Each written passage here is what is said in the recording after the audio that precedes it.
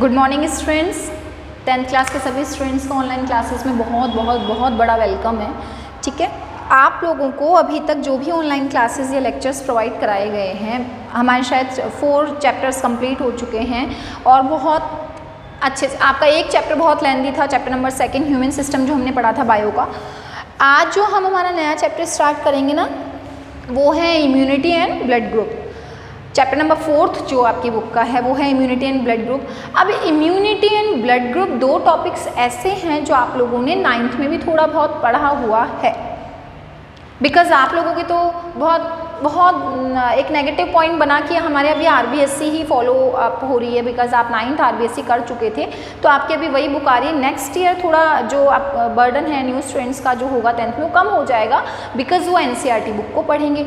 आप लोगों को अभी वही बुक पढ़नी है जो आप लोगों को पिछले साल जो बच्चों ने पढ़ी आरबीएससी की। तो थोड़ा सा कोर्स लेंदी रहता है, आरबीएससी का जो बुक्स आई थी वो थोड़ा सा लेंदी कोर्स थी। हमारा आज का जो चैप्टर है वो है immunity and blood group. 2 topics जो हैं वो क्या हैं? अच्छा, मैं आपसे कुछ क्वेश्चंस पूछना चाहती हूँ, या मैं नॉर्मली पूछूँ तो कैसे, आप आंसर्स नहीं दे सकते हो, बट हाँ जैसे फर्स्ट क्वेश्चन मेरा ऐसा बन सकता है कि कभी आप लोग डॉक्टर के गए हैं? बच्चों का आंसर हाँ मैम गए हैं, कई बार बीमार हो जाते हैं, डॉक्टर भी जाना पड़ता है। ठीक है, सेकेंड क्वेश्चन, क्या डॉक्टर ने कभी आप लोगों को मेडिसिन दी हैं? तो ज़्यादातर बच्चे बोलेंगे यस मैम मेडिसिन भी दी हैं, हमने मेडिसिन ली भी है और हम उससे सेव भी हो जाते हैं, बच भी जाते हैं। डिपेंड्स ऑन कि आपकी बॉडी उसको कितना बढ़ा रही है या कितना कम कर लेती है।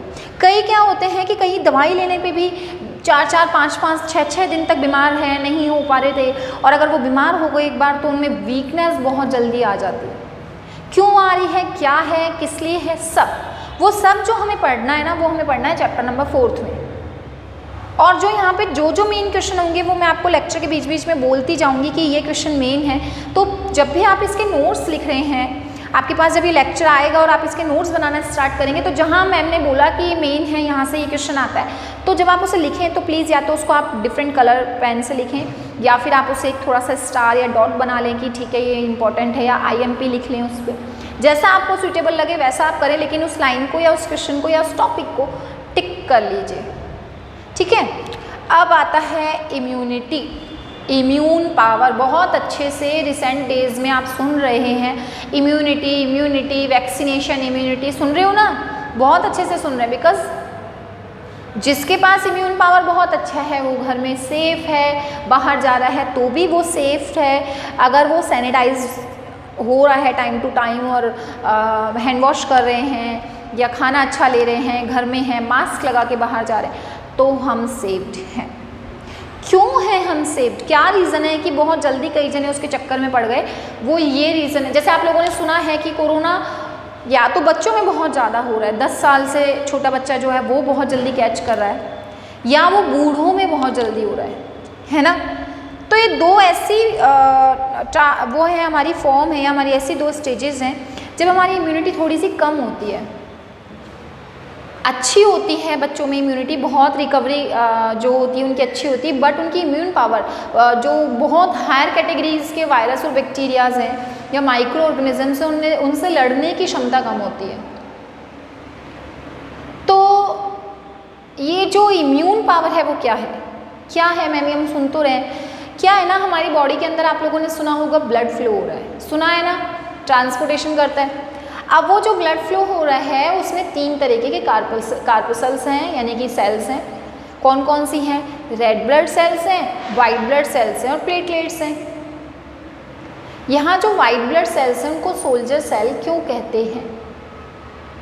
बिकॉज वो हमारी बॉडी को अदर्स जितनी भी डिजीजेज हैं, जितने भी बाहर से आने वाले माइक्रो ऑर्गेनिजम्स हैं, उनसे प्रोटेक्ट रखती हैं, हमको बचाती है।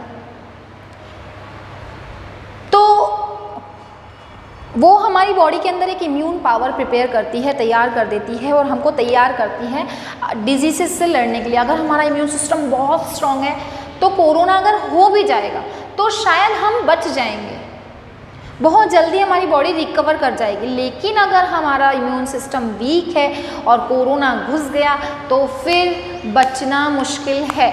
इस रीज़न से कहा जा रहा है कि ज़रूरी नहीं कि सबकी इम्यूनिटी बहुत अच्छी हो, तो प्लीज़ अपने आप का, अपने घर वालों का, बच्चों का, बूढ़ों का ध्यान रखें। घर से बाहर तो कम निकलें, निकल रहे हैं तो सैनिटाइजेशन करते रहें, हर थोड़ी देर में मास्क यूज़ लें। इसी रीज़न से कह रहे हैं because immunity depends on your will power. आपकी इच्छा शक्ति कितनी है, आप कितना से कह रहे हैं ना डॉक्टर की विल पावर पे भी डिपेंड करती है डिजीज़ से क्योर होना। आप कितना जल्दी रिकवर करें वो आपकी विल पावर थी। अगर विल पावर अच्छी होती है ना तो हम अपने आप को ठीक करने की सोचते हैं, लेकिन अगर हमारी नहीं नहीं मैं तो मरना ही चाहते हैं, हम तो भाई इस दुनिया में क्या है ये वो, अगर ऐसा नेगेटिविटी आपके मन में रहती है तो आपकी जो इम्यून पावर है वो वीक पड़ जाती है और वो फाइटिंग नहीं कर पाती diseases.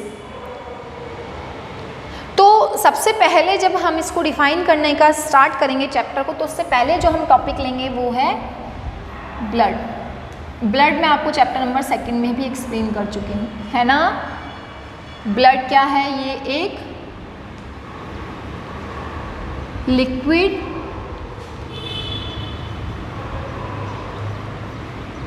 which flows in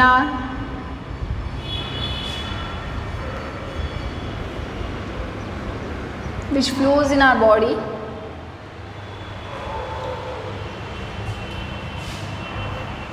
to transport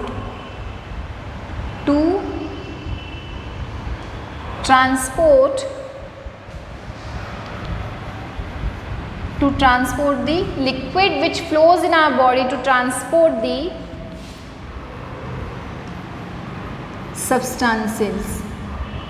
जितनी भी चीज़ें आपकी बॉडी में उसको ट्रांसपोर्ट करने के लिए जो लिक्विड है उसका फ्लो होना वो ब्लड कहलाता है।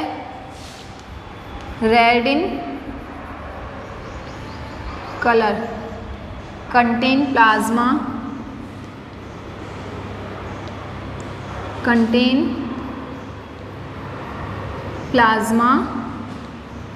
and blood cells।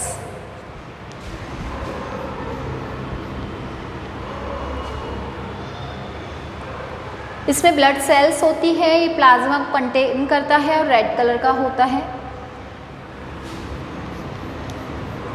The white blood cell WBC,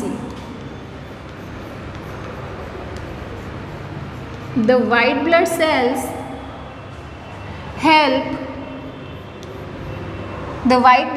help to prepare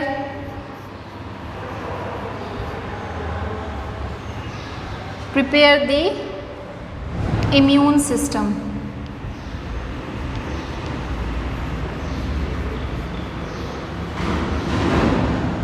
The white blood cells helps to prepare the immune system in our body,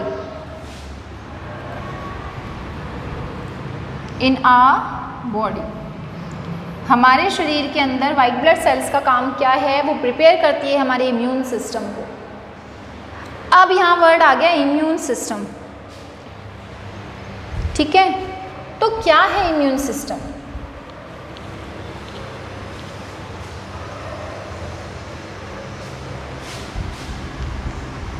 immune system, the system which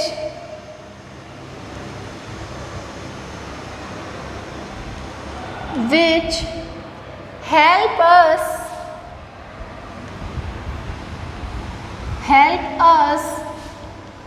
to kill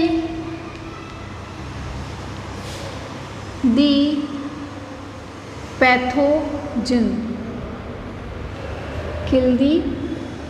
pathogen,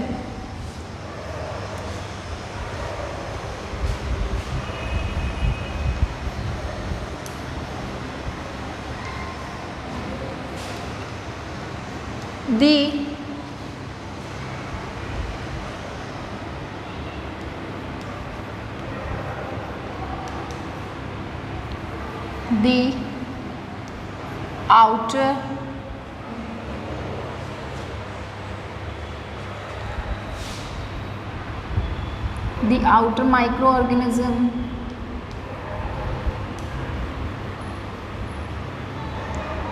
the outer microorganism which help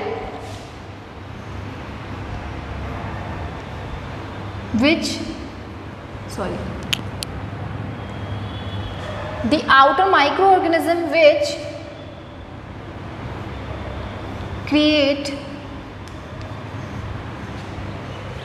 create diseases.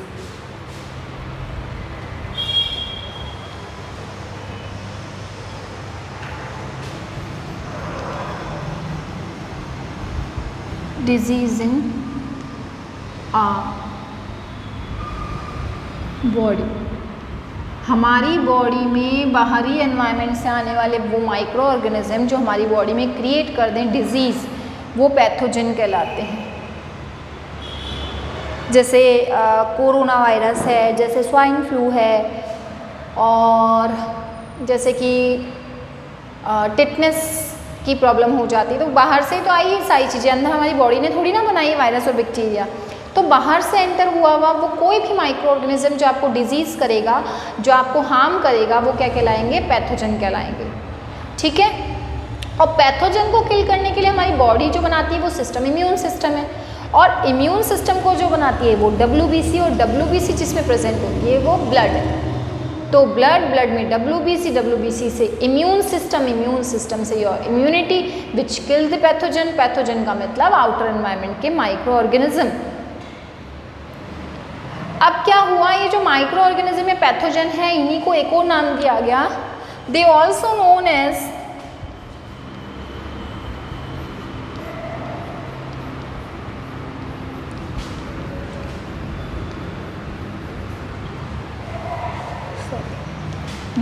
Known as antigen.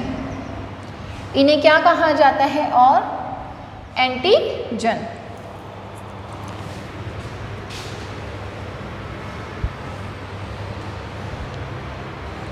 फिर आते हैं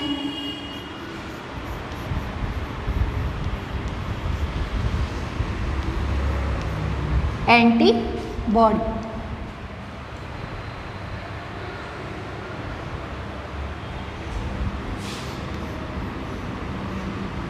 The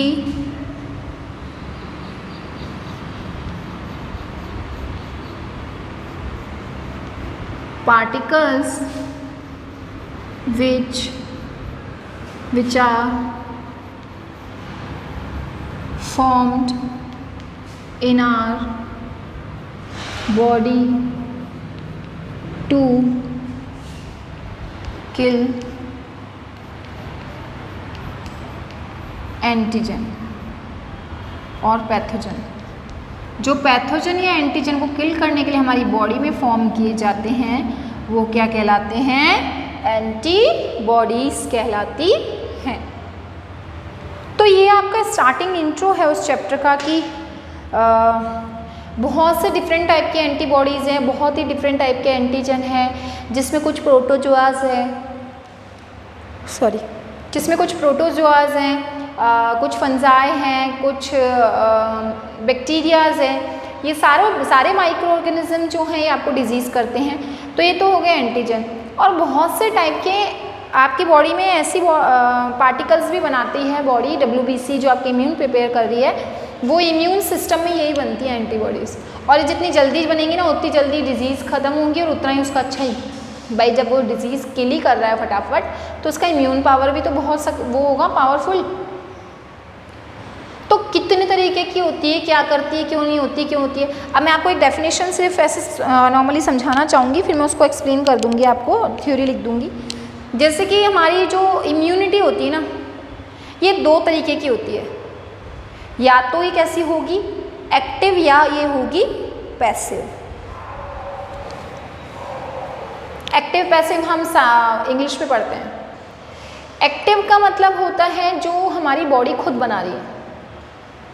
जैसे कि कल मैं कहीं गई थी, बहुत ज़्यादा वहाँ पे मच्छर होते, किसी मच्छर ने मुझे खाया और मुझे कोई वायरल इन्फेक्शन हो गया। तो वायरल इन्फेक्शन मेडिसिन तो ले ही रहे हैं, लेकिन साथ में आपकी बॉडी जो इम्यूनिटी दे रही है आपको बचाने के लिए, उससे वो जो इम्यूनिटी होगी वो कौन सी कहलाएगी? एक्टिव। और पैसिव इम्यूनिटी क्या होती है? पैसिव इम्यूनिटी जो वैक्सीनेशन करवाते हैं, जैसे कि मुझे पता है कि फ्यूचर में कभी पोलियो हो सकता है, या पोलियो से अगर अपन को बचना है तो पोलियो के हमको ड्रॉप्स पीनी पड़ती है ना, तो वो होती है पैसिव, जो बाहर से एंटर कराई जाती है। समझे? तो दो तरीके की इम्यून पावर हो गई, एक हो गई एक्टिव और एक हो गई पैसिव। तो इसकी डेफिनेशन भी मैं आपको एक बार लिख देती हूँ, फिर इसके बाद में मैं इन टॉपिक से रिलेटेड कुछ क्वेश्चंस जो क्रिएट होंगे वो मैं आपको बताऊँगी। पहले आप एक बार इम्यूनिटी देख लीजिए कि इम्यूनिटी कितनी तरीके की होती है। इम्यूनिटी का मतलब क्या हो गया? The power to kill the pathogen. वो पावर जो सिस्टम के थ्रू आपको मिल रही है आपकी बॉडी को, जो किल करती है आने वाले पैथोजन को, वो इम्यूनिटी कहलाती है।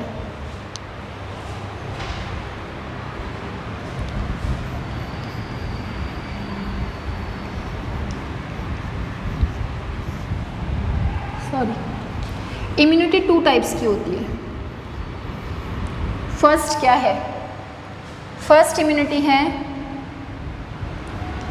एक्टिव और सेकंड है पैसिव। एक्टिव इम्यूनिटी और पैसिव इम्यूनिटी। एक्टिव इम्यूनिटी का मतलब क्या है?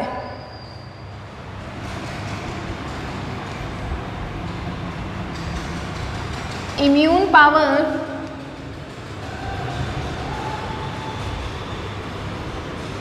which formed in our body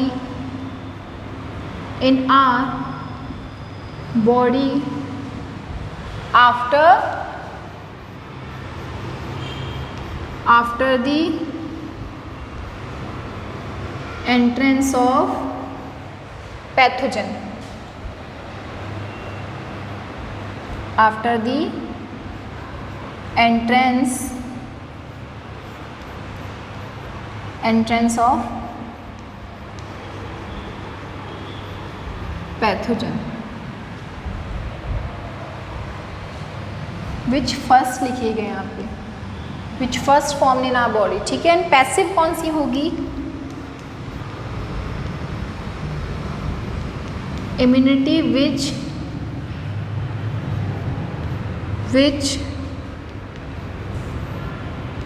injected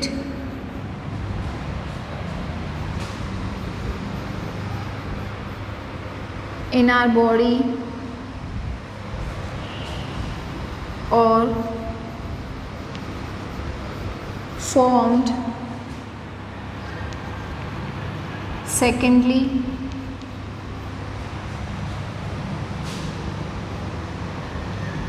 is passive. ऐसी इम्यूनिटी जो इंजेक्ट कराई जाती है हमारी बॉडी में या फॉर्म्ड होती है सेकेंडली, वो क्या कहलाती है? पैसिव इम्यूनिटी कहलाती है। अब जो हमारी बॉडी में इन इम्यूनिटीज़ के थ्रू एंटीबॉडीज़ बनती है ना, वो भी अलग अलग तरीके की होती है। हमें एंटीबॉडीज़ जो हैं वो ई भी बन सकती है। कई एंटीबॉडीज़ हमको मम्मा से मिल जाती है बर्थ से ही। जब मम्मा एक बेबी को बर्थ देती हैं तो जो बच्चा होता है उसके अंदर मम्मी से भी कुछ इम्यून पावर आती है। ऐसा तो नहीं है कि उसको पैदा हुआ और हॉस्पिटल में पैदा होते चलो बाहर निकालो इसको इंजेक्शन लगाने, नहीं, उसको कुछ इम्यूनिटी बाहर के, क्योंकि इस एनवायरनमेंट में वो आया है इंटरनल बॉडी टेम्परेचर को छोड़ के, तो उससे फाइट करने के लिए उसकी मम्मा के थ्रू आता है। फिर वो 3 या 6 मंथ या साल भर जब भी वो दूध पीता है अपनी मम्मा का, तो उस मिल्क के थ्रू जो मम्मा उनको फीड करा दी उसमें भी मम्मा के थ्रू एंटीबॉडीज़ भेजी जाती हैं मिल्क कोलेस्ट्रम में। और कई एंटीबॉडीज़ जो होती हैं हम इंजेक्ट करवा लेते हैं। कई एंटीबॉडीज़ ऐसी होती हैं जो सबसे पहले बनेगी वो कौन सी होगी, जो स्पेशली किसी मास्ट सेल पे रिएक्ट करेगी वो कौन सी होगी। तो डिफरेंट टाइप के आपको इस चैप्टर में एंटीबॉडीज़ पढ़नी है। और एंटीबॉडी का स्ट्रक्चर कैसा हो, मेन जो क्वेश्चन आएगा वो है define the structure of antibody. एक वाई शेप का स्ट्रक्चर अपन पढ़ेंगे जो मैं आपको नेक्स्ट लेक्चर में एक्सप्लेन करूँगी, वाई शेप स्ट्रक्चर। अभी जो आज अपन ने पढ़ा वो क्या क्या पढ़ा? सबसे पहले अगर हम बीमार पड़ते हैं, अगर क्वेश्चन आता है कि सोल्जर सेल्स जो हैं या WBCs जो हैं वो किस पावर को क्रिएट कर सकती हैं, तो वो आपके इम्यून पावर को क्रिएट कर सकती है। इम्यूनिटी क्या है? किल करने की पावर या किल करना किसको? आने वाले पैथोजन को। पैथोजन क्या है? बाहर से एंटर हुआ वो भी कोई भी फॉरेन पार्टिकल या आउटर पार्टिकल पैथोजन कहलाता है जो हमको डिजीज़ कॉज करेगा, और उसे प्रोटेक्ट रखने के लिए हमारा इम्यून पावर या हमारी WBC जो है वो जिन पार्टिकल्स को फॉर्म करती है या जो भी वो सेल बनाती है या जो भी वो लिक्विड बना रही है, जो एंजाइम बन रहे हैं, वो सारे कहलाएंगे एंटीबॉडीज़। एंटीबॉडीज़ डिफरेंट टाइप की डिफरेंट शेप में हो सकती है, वो हम कल पढ़ेंगे शेप के बारे में। फिर इम्यूनिटी कितने तरीके की है, there are 2 types of immunity या immune power, first is the active and the second is passive. तो अब इन टॉपिक से रिलेटेड जो क्वेश्चन क्रिएट हो रहे हैं वो मैं आप को एक बार बोर्ड पे नोट करवा देती हूँ, बिकॉज इसमें हमारी मेनली क्या हुई हैं, कुछ डेफिनेशंस हुई हैं, क्योंकि अब जो टॉपिक मैं आपके नेक्स्ट लेक्चर में लूँगी वो होगा इसका जो ये दोनों एक्टिव और पैसिव इम्यूनिटी पावर हमने पढ़े हैं, इनके भी पार्ट, एंटीबॉडीज़ के पार्ट, एंटीबॉडीज़ की शेप, अगर वो किसी में कम है फीमेल में तो प्रेगनेंसी के टाइम आने वाली प्रॉब्लम क्या है, ये सारे जो मेन क्वेश्चंस हैं ये हम पढ़ेंगे हमारे नेक्स्ट लेक्चर में। तो अभी जो हमारा फर्स्ट क्वेश्चन बन रहा है वो क्या है, what is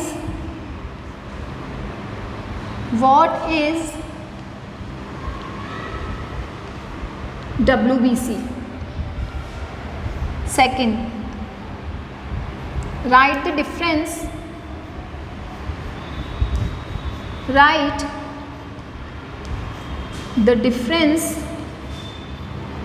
between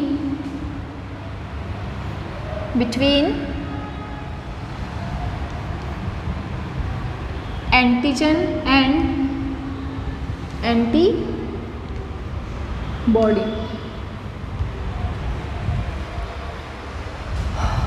Third, write the difference between active and passive immunity, active passive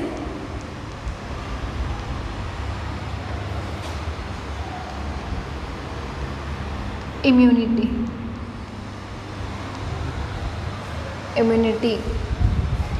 fourth question हमारा क्या बनना चाहिए, हमारी इम्यून पावर हो गया, एंटीजन एंटीबॉडी हो गई, WBC हो गई। अब आएगा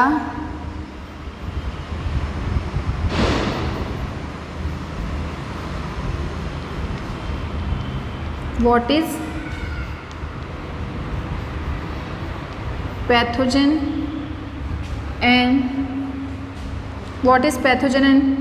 how